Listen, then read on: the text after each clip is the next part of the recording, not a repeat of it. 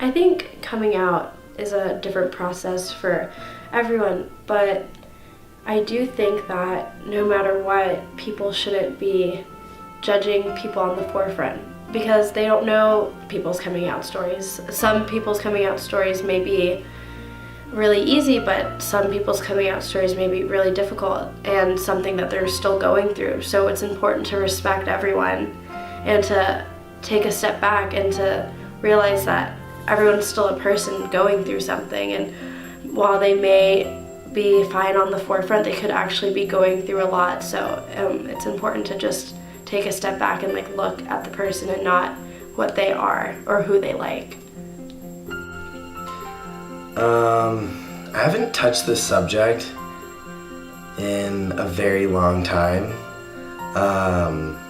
Basically, I think my freshman year of high school, I remember I was sitting outside I went to boarding school, so I was sitting inside of my dorm with one of my friends, and I just knew something was bothering me, but I didn't know what I couldn't really pinpoint what was going on. And she just asked me, she's like, "What's going on, Thomas? What's wrong? What's wrong? What's wrong?" And then I was like, "Oh my gosh, maybe I'm bi, or maybe I'm bisexual, or maybe it's something to do with that." So I told her that, and that was the first time I ever spoke out loud on what I was actually feeling on the inside.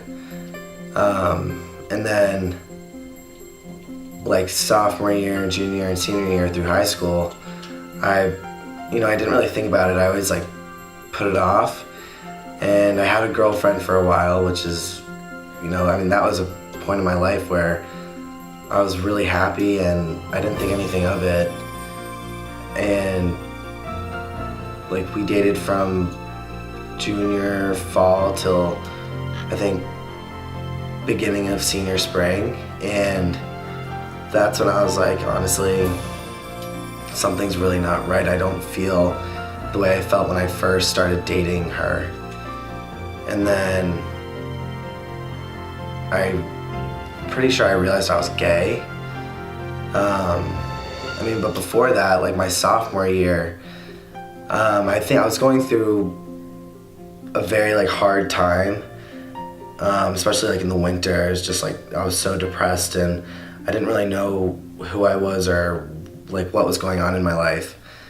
And I had to leave school for a little bit, and I remember it so well. The first time I told my mom what was going through my head, we were at a red light, and I was coming back from some appointment or something, I don't remember, and I was just shaking. My hands were clammy. I was shaking. I knew I needed to get something off my chest, and my mom goes, "I'm so worried about you. What's going on?" And I look at her, and I was like, "Mom, I think I'm bisexual, or I think I'm gay. I don't even know what's going on."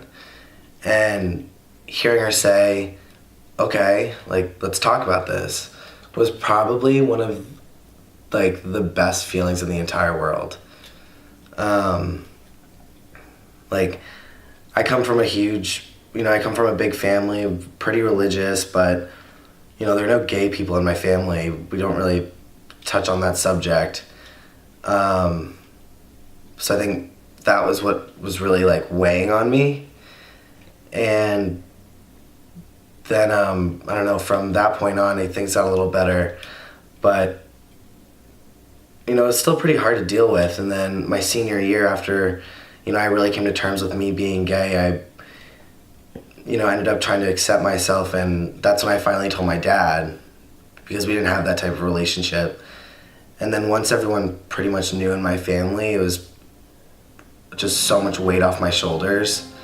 And I think that's something a lot of people who are out yet don't think about. They think about the worst and not the feelings that will come after you come out to people, and how good that feeling is because you're not lying to anybody anymore. And I think that's something people don't really think about.